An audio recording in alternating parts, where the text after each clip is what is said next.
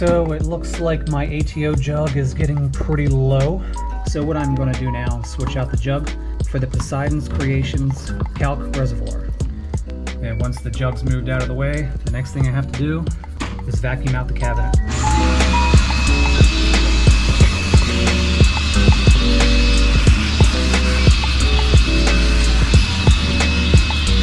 And now it's time to install the baseboard into the cabinet.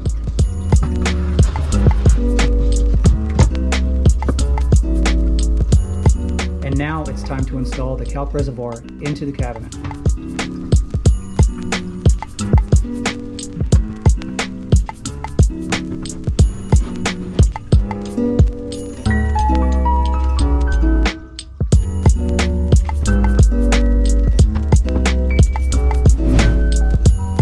And now, with the reservoir installed, I think it looks great.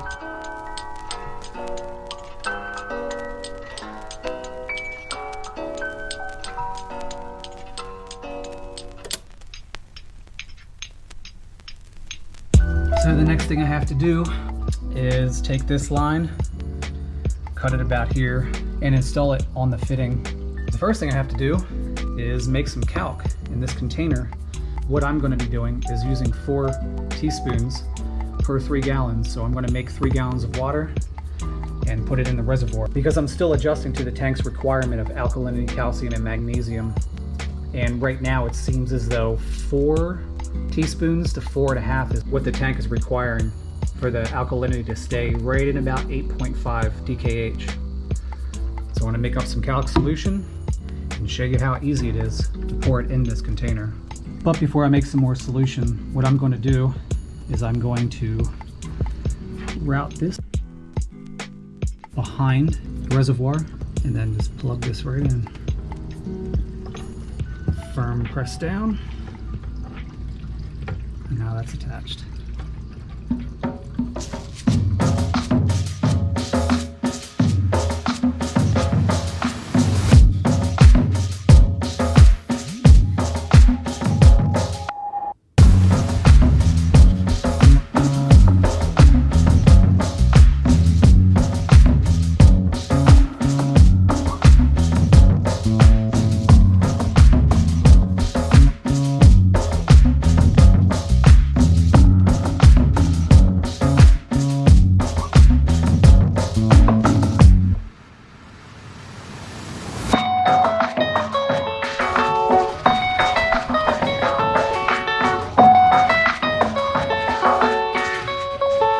And then I just give that a good shake.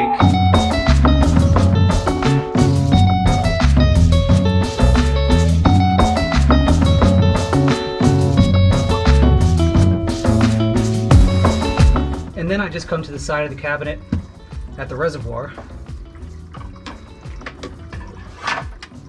and then pour in my calc solution.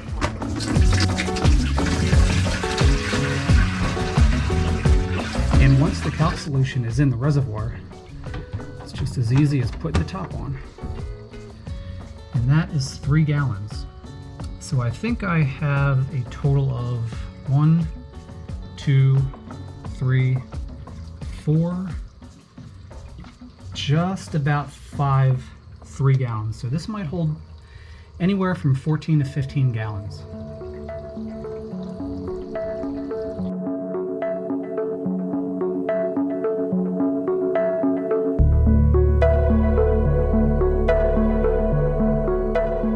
I just want to send a huge thank you to Poseidon's Creations for working with me on building the calc reservoir. They built it exactly how I wanted it, down to the millimeter. And also a huge thanks for sending me all the materials needed to fix it after it was damaged during shipping. For whatever reason they don't have discount codes, or else I would give one to you in case you wanted to order anything from them, but I can vouch for their craftsmanship. Their link is in the video description below.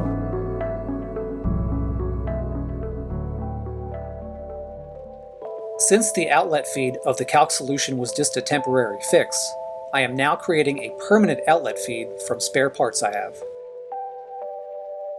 So this is the part you will see inside of the sump area, and the fluid will come through this pipe through this, and this will be the outlet.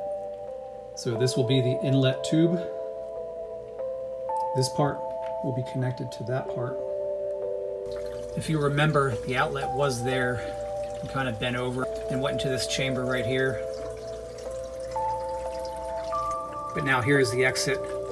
It almost slightly bends up, and that's just because if it bent down or sideways, if that pump ever does fail, it would probably just leak all in the tank. This way at least it has some kind of support where it has to go up to get out.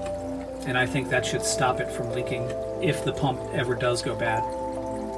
And I got all the necessary fittings for the pump. I just have to fix that Ecotech driver.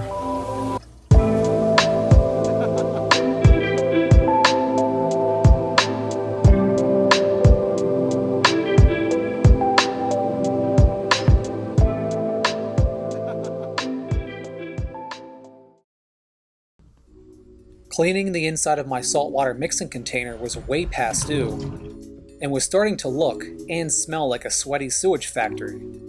So let the maintenance commence.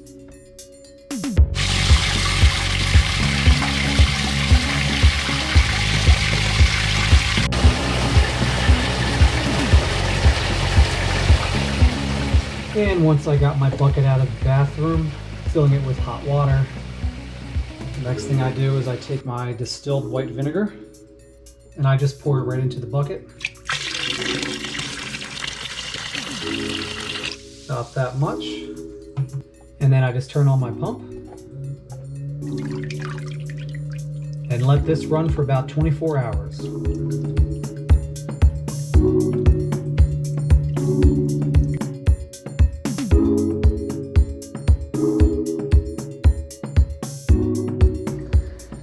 And as you can see, this MP40 really is in dire need of good cleaning. Looks like that MP10, and that MP10 needs a really good cleaning as well. So since I have white vinegar in this bucket, what I'm going to do tonight is take off the MP40 power head and leave the two MP10s going. And then once that's clean, I will take off another MP10, put that in for 24 hours, repeat the same process for the last MP10. And after about 24 hours of soaking, this is what the power head looks like. Pretty nasty. So what I'm going to do next is take this over to the sink and give it a good scrub. So here I have my power head, and what I'm going to do now is just give it a good rinse, get all the excess crud off the outside, and then I'm going to take the power head apart and separate it into different pieces, and then give it another good rinse. And now what I have in my hand is the most powerful weapon any reefer can possibly have, and that's a reef-only toothbrush. So I take my toothbrush and just go over the whole unit. And once I feel like the whole unit is clean enough to be put back together, I just start assembling the unit back together. And there we are, a clean power head. And once the power head is clean, I just take my glass scraper and clean the glass where the power head is going to be installed. And then when the glass is clean, I install the power head. And then when the power head is installed, I just go into my Apex app and turn the MP40 on, and then just make sure it's aligned correctly.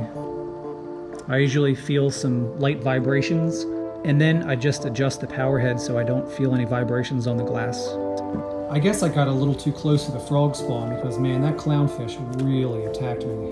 Look at this glove. One power head down, 2 more to go.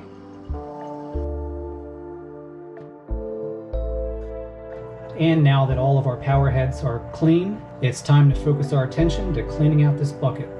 And now the next step is I turned on the internal pump, which pumps this water into the aquarium. I've turned it on, and now I'm just cycling the water through the pump and the hose.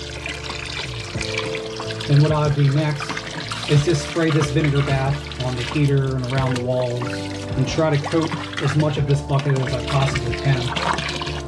And then the other issue I found is this float valve is actually rusting. So what I'm going to do is remove this from the bucket and then put a piece of tape here so no water can leak out. And after about an hour of this pump circulating the water through the tube, what I'm going to do next is unplug the pump. And what I use is a bunch of paper towels balled up like this, and I just start scrubbing the inside of the container. And then the next thing I did is I just removed the power head and the pump from the container, and now I'm just going to continue to give this a deep scrub. And this water is so murky I can't even tell what I'm scrubbing anymore, so I'm going to empty this dirty water and fill it with fresh OR water. And after another quick scrub, it's getting a lot cleaner, as you can see. So I think I'll repeat this process maybe once or twice more, and then start cleaning the pumps. And once the pumps were as clean as I thought they could possibly be, I decided to give them another 3 cleanings. And here, the pumps are as clean as they can possibly be. So now I will install them back into the container. Oh, and I totally forgot to take out the suction cups. The vinegar dissolves these, and I don't have any more to replace them. So I guess I'll put it in another order to get some of these, because these are just absolutely trashed. And then once the pumps are installed of where they need to go, the next thing I do is I just take these cords and I wrap them around the handle of the container. As you can see, my controller is right next to the handle. So I'm going to wrap these up and show you what that looks like. And now both pumps are wrapped around the handle. As you can see, that's a really clean look. And also, this is how I power my sump from this outlet right here. So if I do tug that, it's not going to pull the power head out of the bucket. Everything is tight, everything is firm, everything's looking good. That's what it looks like on the inside. And then for the power head wiring, what I did is I just wrapped that around the handle, knotted it twice, and then the power cord goes to the controller. There's no way for that to get ripped off. And the next thing I do is just visually inspect the pumps. Make sure there's nothing stuck on the outside, and if they need a good cleaning, I just usually take a toothbrush and get in there and just scrub as best as I can. Just make sure my ATO float sensors are working correctly. Just give them a quick flick, see if they're working. Looks like they are. Move over to the heaters. If there's a bunch of algae buildup, the core line, I would take them off and clean them. Make sure there's no crust on the end of the off-reef exit. And just visually check out, make sure there's no cracks in the glass or anything that needs to be cleaned.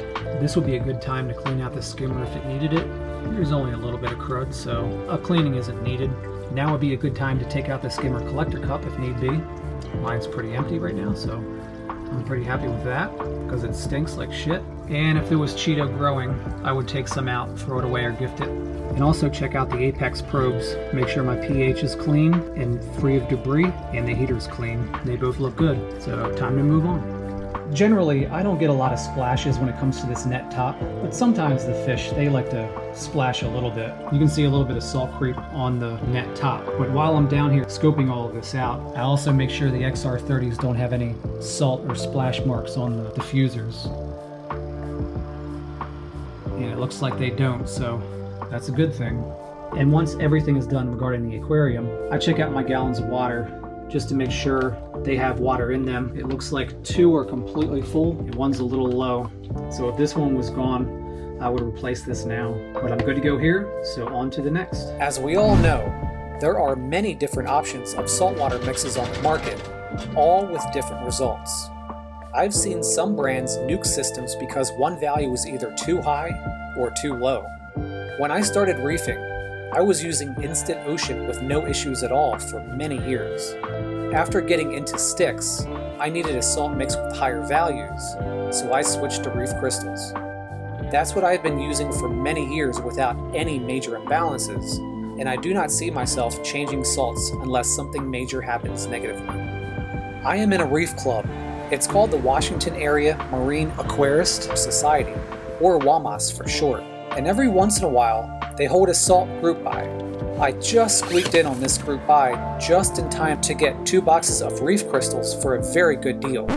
So, nanny nanny boo boo, SPS eat fishes poo poo. Yeah, I just said that. Not in a club? Join. Can't find a local club? Start one.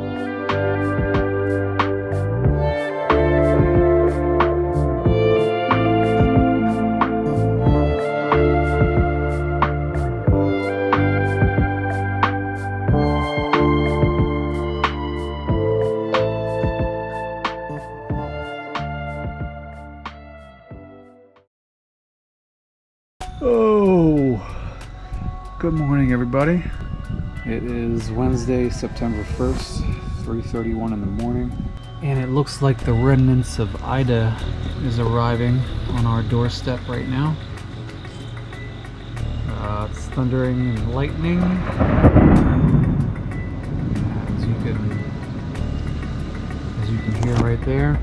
And what I'm doing right now is just charging my battery. Right now it looks like it's 23.23 volts, and I need that to be 24.5. So I'm charging my battery up in case we lose power. I'm pretty confident we're going to lose power, unfortunately. So just making sure my battery's topped up.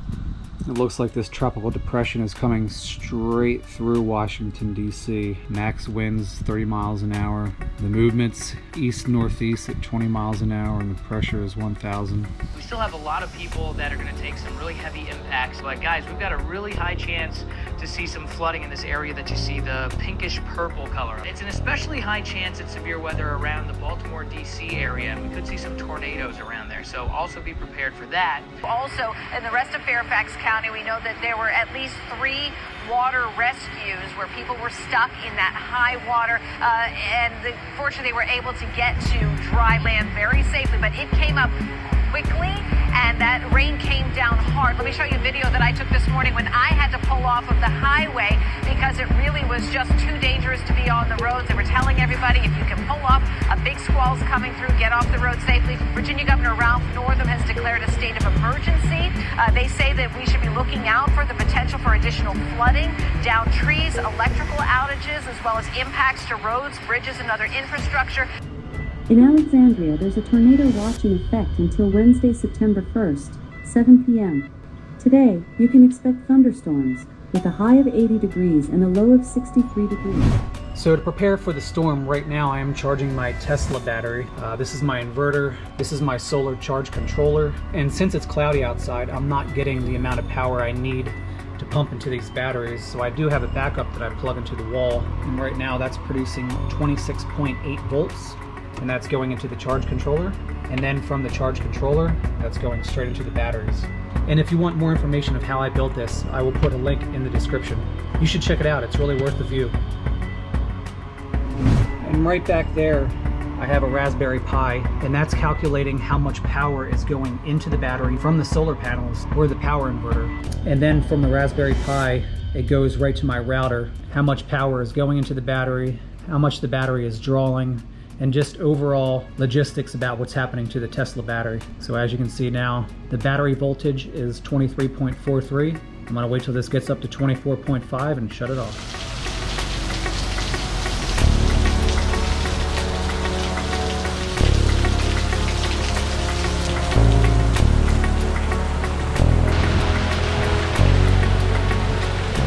Well, it was a little bit of a bumpy ride there, but we didn't lose power. So the good thing is the Tesla battery's all charged up and we still have power.